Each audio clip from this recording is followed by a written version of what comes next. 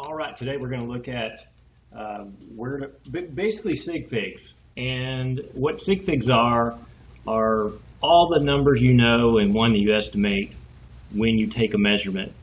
And so I think we're basically showing you where to round. You know, when you punch a number in the calculator, where do you actually round when you're actually doing problems, multiplication, division, addition, and subtraction. That's the most important thing. And I will say that the application of sig figs as you move forward in this class is actually pretty simple, but trying to explain it requires, a little more effort, because I got to show you where to round, I got to show you how to count zeros, and then I got to talk about the rules for sig figs for multiplication, division, and addition and subtraction. And I will say that I think the most difficult thing for people to realize the purpose of sig figs down the road is if we finally do get to do some labs in spring. The purpose of sig figs is to take a measurement properly, because again, I think I already said this. When you go, what is a sig fig? It is all the numbers you know and one that you estimate, and you must estimate one number, but only one. And so those are sig figs. Those are all the relevant digits you can get when you take a measurement. And so how accurate or precise you can be will be determined by the device that you're using to measure. And then you cannot represent it, you cannot represent your answer or what you write down to be more or less accurate than the device you're actually using. So when we're talking sig figs, I think it does help to understand the difference between precision and accuracy.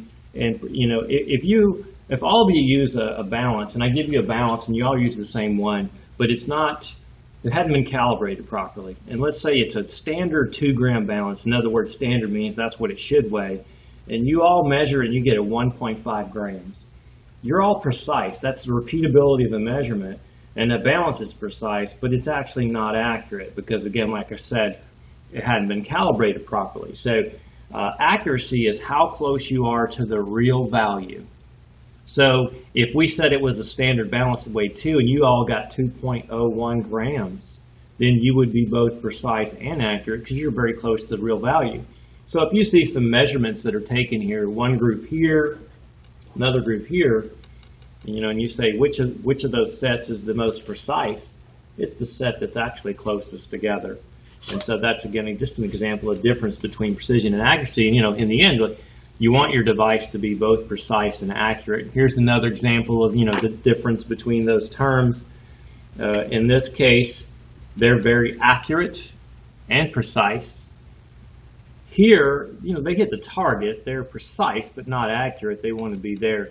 And in this case, we could say, well, they're neither precise nor accurate. When you're making calculations or doing things in the lab, a lot of times what you want to be able to do is to calculate percent error, how far you're off. So let's just use something that we know. Let's say we all go measure, and this is density, and so we measure the density of gold, which symbol is AU there, and we actually, you guys go measure it, and you get 19.6 grams per centimeter cubed. So that'd be your experimental value. You can look up the accepted value for the density of gold. It's 19.3. So to calculate percent error, because this is something you might need to do again down the road as well, is what you do is you take the experimental value, the value you got, subtract the accepted value, divide it by the accepted value, then multiply by 100, and that'll get you percent error, how far you're off. And this doesn't matter whether it's positive, it could be positive or negative, but it's really just an absolute value. And so we're not really asking you, like, are you 1.55% above what the answer should be or below it? It's just how far are you off. All right, now on to sig figs. And remember what sig figs are again. They're all the numbers you know and one that you estimate. And here's an example of how many sig figs you can have in a measurement is determined by the device you're actually using. And so here we have a ruler. So there's 2. But also we have these, tenths, so that's 2.1, 2.2, 2.3. So we know what those values are as well. So if we go, here's what we're measuring. It's that large. We can know it's 2, and we know it's 2.1, 2.3, 2.4, 2.5. So we know those numbers to be true. But remember, sig figs are all the numbers you know and one that you estimate. So we got to estimate a value there. We'll say that's 2.55. And so those are sig figs. There's our estimated number. It's always the number at the end that's the estimated number. And you say how many sig figs are there? There are 3 of them. And the more sig figs you have, that means the better the device you're using and the better your answer can be. So, we want to have as many sig figs as possible, but we're limited. If this is the ruler that we're using, or, let's cover it up like this so you're not cheating off the one that we just did. And again, we're saying there's our value. Well, so we know it's greater than 2 but less than 3. So now the 5, we're going to just estimate that 2.5. We cannot say that that's 2.55. So there's our estimated value. So we only have 2 sig figs here because that ruler's not as good as the first one. So the better the device you use, the more sig figs you will have in your answer. Again, if you take a measurement there with the water, you should always measure that from the bottom. That's called the meniscus there that you're taking a measurement from. And you can see there's 50 there and 60 there. So what are these numbers then? The 51, 2, 3, 4, 5. So when we say it's 51, 2, look, it's right below 3. So it's 50.2, almost to the top. So let's call it 50.29. There's our estimated number. In this case, we have 4 sig figs because that's what we can get from that device. And one thing you need to understand when you're taking, this is really involved taking measurements. So if it was on the line, you've yet to estimate a number. You should add a 0 to it to show that it is exactly on the line. You should always estimate a number. So remember what I said, this stuff takes a little bit of time because I got to show you how to account for zeros, how to round, and multiplication, division, addition, and subtraction rules. When we actually get to the calculations, they'll go pretty fast. But here's the thing, you have to understand how to count a 0. Is a 0 part of a measurement or is it just a placeholder? And it depends on where the zeros are. If it is in between numbers, like 107, then it's just part, like 107 grams, it's just part of the measurement, so it counts as a sig fig. So zeros between numbers are just numbers. They count as sig figs. Zeros that are at the front of a measurement are just placeholders telling you how small that measurement is, and so they are never considered to be sig figs. If you look at the examples here, it doesn't matter. I'm not saying in front of a decimal. I'm saying the zeros, if they're in front and there's no numbers until you get after the second 0, all those zeros in the front are not sig figs. So there's 5 sig figs there. They're just telling you how small that measurement is, not actually part of the value. In this case, again, all the zeros in the front, so leading, we call them leading zeros, never significant. So zeros between numbers are always part of the measurement. Leading zeros are never considered to be sig figs. Zeros at the end of a measurement, it depends. And let me kind of explain why. If you have the zeros at the end, and I always use an example in class, I'll go, okay, look across to the junior high. How far do you think it is in meters? And you look across over there and you go, about 100 meters. You don't know any of those numbers to be accurate. So that's a very wild guess. And so you're saying, oh, it's about 100 meters. In this case, the one is that we don't know any of those numbers to be accurate. So that's our estimated number right there. So there's 1 sig fig there. And so when you see a number like that, you're assuming that it's kind of not a very accurate number. And so there's 1 sig fig there. But if I send you across to the junior high with a tape measure, and you actually measure it, and it is 100 meters on the line. Remember, the rules are when you take a measurement, all the numbers you know are one you estimate. So if it is exactly 100 meters, you have not estimated a number yet. You need to add a 0 to it and go, there it's 100.0 meters. So that is a much stronger answer than that because you're telling me that you know that it's exactly 100 meters. And so when you, if like I said earlier, if you're taking a measurement and it falls on the line, you add a 0 to it to try to tell them you know that it's actually 100 meters exactly. Now, there's 4 sig figs there.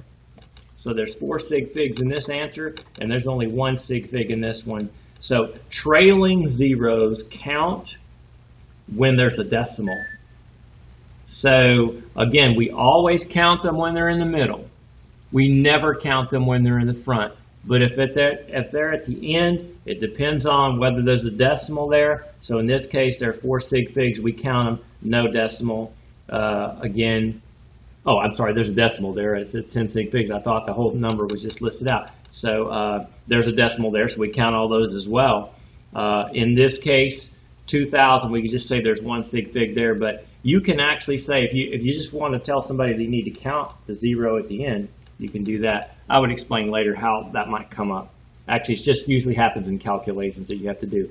When you're talking about scientific notation numbers, again, the numbers listed in scientific notation are considered to be significant, and we're talking about only the numbers before the times and the 10. We don't want to take it out of scientific notation and then try to determine sig figs. So whatever numbers listed are considered to be significant. And we're only talking about sig figs for things that we're measuring. So if I go, again, there's 4 chairs in the room, how many sig figs is that? Well, we know that's an absolute value. If there are 25 people in the room, that's an absolute value. That has nothing to do with sig figs. We're only talking about measured values and then we can't represent, like if we're doing a density calculation and we have 2 numbers, we have to determine how many sig figs each one of them has before we can write down our final answer. That's why we're working on this. And also numbers that are in conversion factors, like 100 centimeters is 1 meter, there's no sig figs associated with that because that's a defined known unit that never changes. So again, how many sig figs are in each measurement? Again, those are all just real numbers there. There's 3 of them. We got a 0 here. Remember the rule is for sig figs, zeros in front with no numbers in front of them, they're called leading zeros, are never considered significant. There are 3 sig figs there. Here we have captive zeros. They're just part of the measurement. They're in between numbers. So there are 5 sig figs there. Here, D, we've got 2, 4, 5. Remember, all numbers listed in scientific notation, where again, we're just looking at the numbers there.